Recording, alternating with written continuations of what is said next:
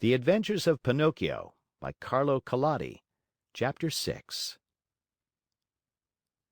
Pinocchio hated the dark street, but he was so hungry that, in spite of it, he ran out of the house.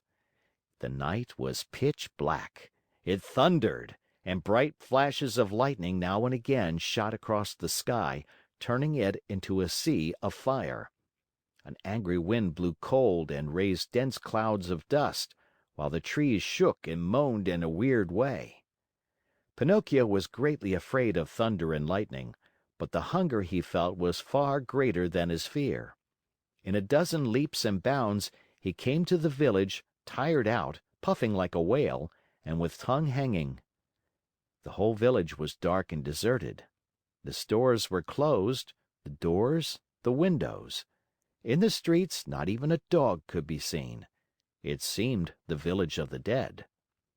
Pinocchio, in desperation, ran up to a doorway, threw himself upon the bell, and pulled it wildly, saying to himself, "Someone will surely answer that."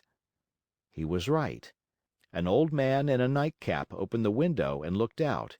He called down angrily, "What do you want at this hour of night?"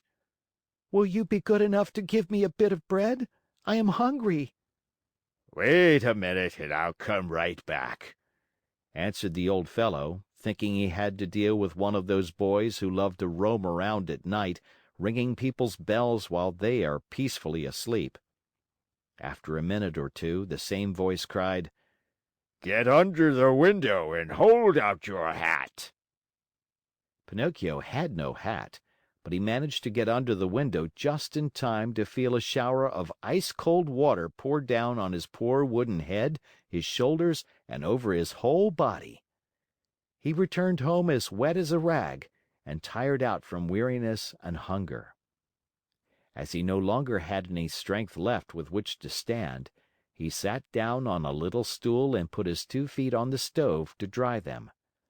There he fell asleep, and while he slept, his wooden feet began to burn.